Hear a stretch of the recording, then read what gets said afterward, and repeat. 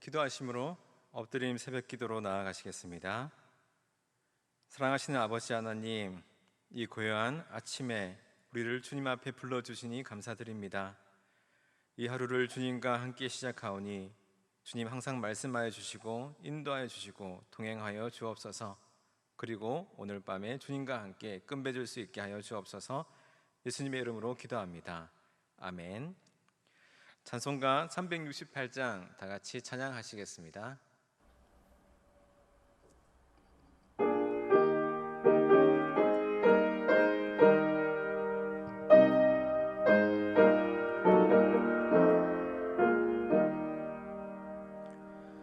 주 예수여 은혜를 내려주사 곧 충만케 하옵소서. 이주리고 목마른 나의 맘에 주 성령을 부으소서. 주 예수여 충만한 은혜 내 영혼에 부으소서. 주 예수만 나의 힘 되고 내 만족함 됩니다. 주 예수여 죄에서 풀어주사 날 정결케 하옵소서. 이 세상의 유혹이 나의 맘에 든 못하게 하옵소서. 주 예수여 충만한 은혜 내 영혼에 부으소서. 주 예수만 나의 힘 되고 내 만족함 됩니다. 옛 야곱이 천사와 씨름하던 그 믿음을 주옵소서. 이 세상의 물결이 흉흉해도 날 평안케 하옵소서. 주 예수여 충만한 은혜 내 영혼에 부으소서. 주 예수만 나의 힘 되고 내 만족함 됩니다. 주 예수여 완전한 주의 사랑 나 받기를 원합니다. 그 사랑이 내 맘에 충만하여 날 기쁘게 하옵소서. 주 예수여 충만한 은혜 내 영혼에 부으소서. 주 예수만 나의 힘 되고 내 만족함 됩니다. 내 마음에 임하신 주의 성령 늘 계실 줄 믿습니다. 그 은사를 나에게 부어주사 주 섬기게 하옵소서. 주 예수여 충만한 은혜 내 영혼에 부으소서. 주 예수만 나의 힘 되고 내 만족함 됩니다. 오늘 우리에게 주시는 하나님의 말씀은 사무엘하 19장 31절로 43절 말씀입니다. 구약 497면, 생명의 삶은 114면입니다. 이제 하나님의 말씀을 봉독하겠습니다. 길르앗 사람 바르실레가 왕이 요단을 건너가게 하려고 로글림에서 내려와 함께 요단에 이르니, 바르실레는 매우 늙어 나이가 80세라. 그는 큰 부자이므로 왕이 마하나임에 머물 때에 그가 왕을 공개하였더라. 왕이 바르실레에게 이르되, 너는 나와 함께 건너가자. 예루살렘에서 내가 너를 공개하리라. 바르실레가 왕께 아뢰되, 내 생명의 날이 얼마나 있사옵기에 어찌 왕과 함께 예루살렘으로 올라가리이까? 내 나이가 이제 80세라. 어떻게 좁고 흉한 것을 분간할 수 있사오며 음식의 맛을 알 수 있사오리까? 이 종이 어떻게 다시 노래하는 남자나 여인의 소리를 알아들을 수 있사오리까? 어찌하여 종이 내 주 왕께 아직도 누를 끼치리이까? 당신의 종은 왕을 모시고 요단을 건너려는 것 뿐이거늘 왕께 어찌하여 이 같은 상으로 내게 갚으려 하시나이까? 청하건대 당신의 종을 돌려보내옵소서. 내가 내 고향 부모의 묘 곁에서 죽으려 하나이다. 그러나 왕의 종 기맘이 여기 있사오니 청하건대 그가 내 주 왕과 함께 건너가게 하시옵고 왕의 처분대로 그에게 베푸소서 하니라. 왕이 대답하되, 기맘이 나와 함께 건너가리니 나는 네가 좋아하는 대로 그에게 베풀겠고 또 네가 내게 구하는 것은 다 너를 위하여 시행하리라 하니라. 백성이 다 요단을 건너매 왕도 건너가서 왕이 바르실레에게 입을 맞추고 그에게 복을 비니 그가 자기 곳으로 돌아가니라. 왕이 길갈로 건너오고 기맘도 함께 건너오니 온 유다 백성과 이스라엘 백성의 절반이나 왕과 함께 건너니라. 온 이스라엘 사람이 왕께 나와 왕께 아뢰되, 우리 형제 유다 사람들이 어찌 왕을 도둑하여 왕과 왕의 지방과 왕을 따르는 모든 사람을 인도하여 요단을 건너가게 하였나이까 하매, 모든 유다 사람이 이스라엘 사람에게 대답하되, 왕은 우리의 종친인 까닭이라. 너희가 어찌 이 일에 대하여 분내느냐? 우리가 왕의 것을 조금이라도 얻어먹었느냐? 왕께서 우리에게 선물로 주신 것이 있느냐? 이스라엘 사람이 유다 사람에게 대답하여 이르되, 우리는 왕에 대하여 열 몫을 가졌으니 다윗에 대하여 너희보다 더욱 관계가 있거늘 너희가 어찌 우리를 멸시하여 우리 왕을 모셔오는 일에 먼저 우리와 의논하지 아니하였느냐 하나, 유다 사람의 말이 이스라엘 사람의 말보다 더 강경하였더라. 아멘. 이 말씀은 살아계신 하나님의 말씀입니다. 어제 말씀을 보면 다윗이 예루살렘으로 돌아가기 위해 요단강에 다다랐어요. 그때 유다 지파 사람들은 길갈에 마중 나와 있고 시므이, 시바 그리고 무비보셋은 요단강을 건너와 다윗을 문안하였습니다. 오늘은 또 다른 인물, 길르앗 사람 바르실레가 등장합니다. 그도 다윗 왕이 예루살렘으로 항공한다는 소식을 듣고 80세의 몸을 이끌고 요단강까지 와서 다윗을 환송하려고 하고 있죠.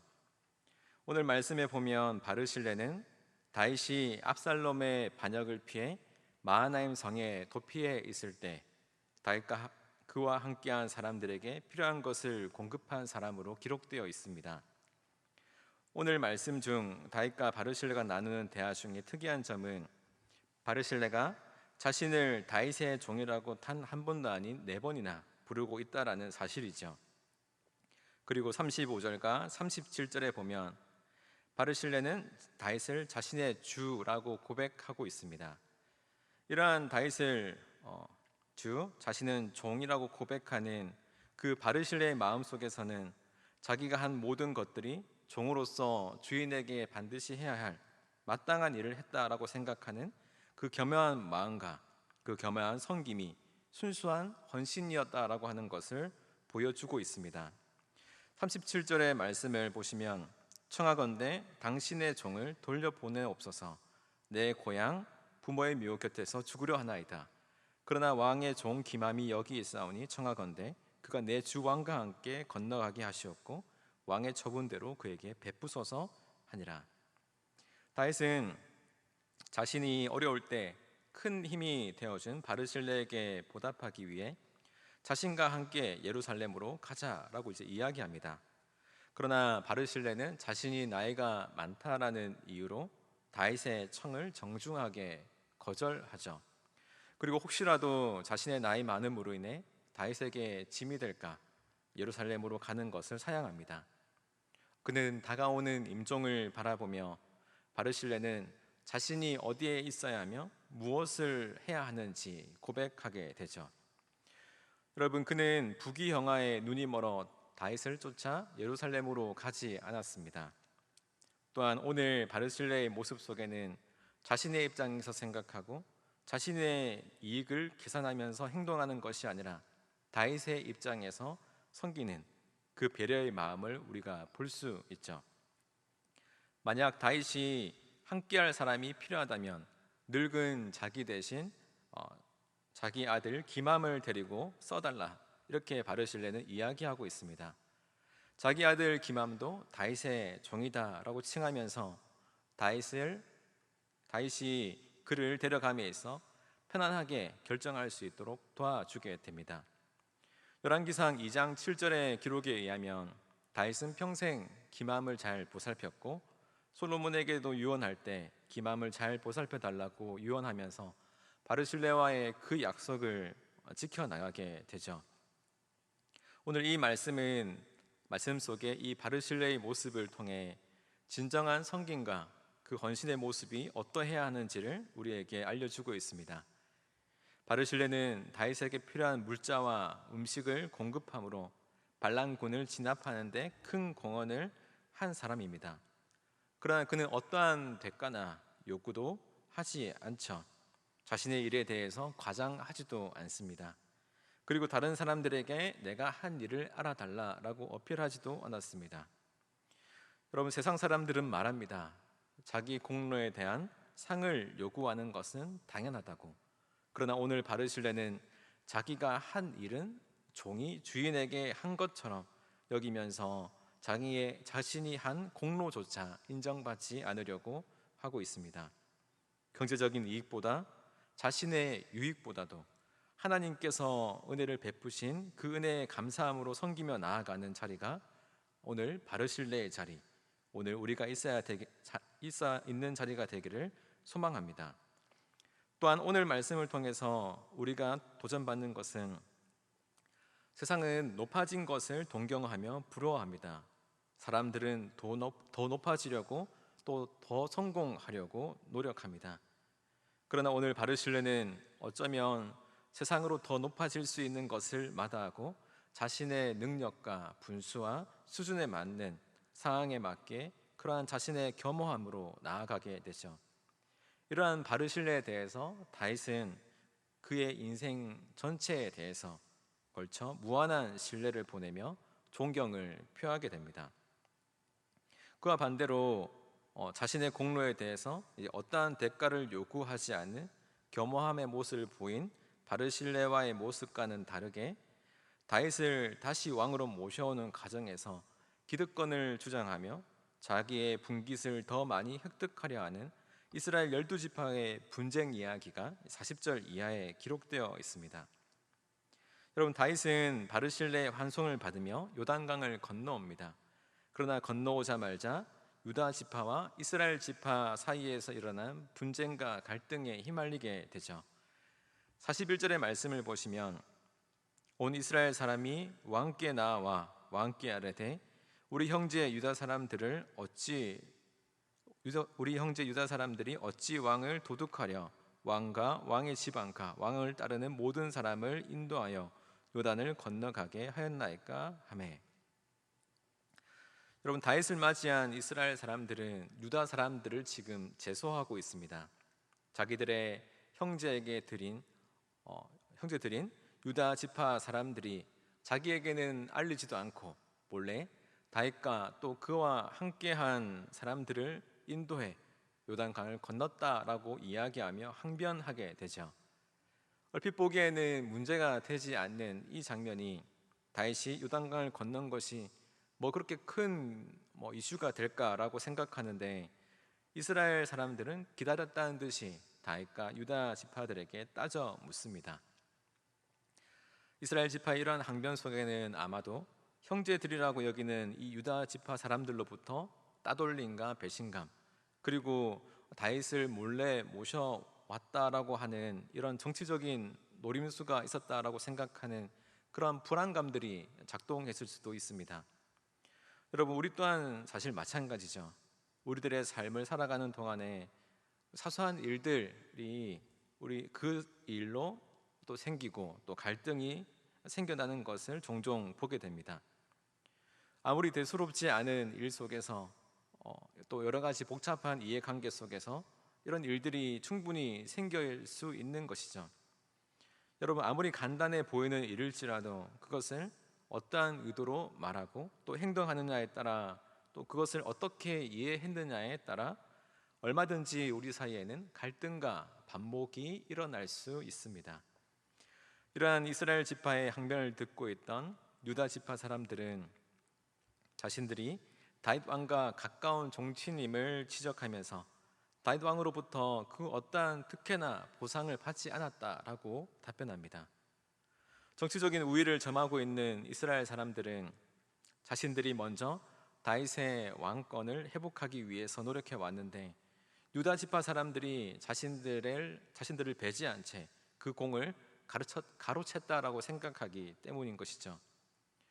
여러분, 이 생각의 중심에는 다윗을 모셔오는 이 과정에 누가 이 전국의 이스라엘의 주도권을 잡느냐에 대한 그런 욕망과 또 유다 지파에게 그런 주도권이 넘어갔다라고 생각하는 불만과 반발들이 사실은 있는 것입니다.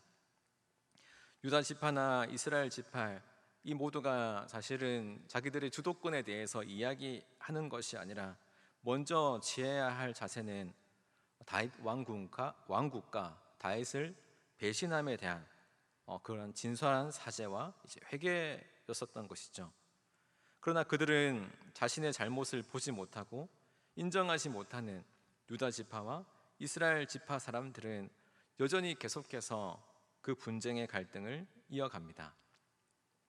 여러분, 이 분쟁의 이야기는 유다 사람들의 말이 이스라엘 지파 사람들의 말보다 더 강경했다라고 기록하면서 그 끝을 맺고 있죠.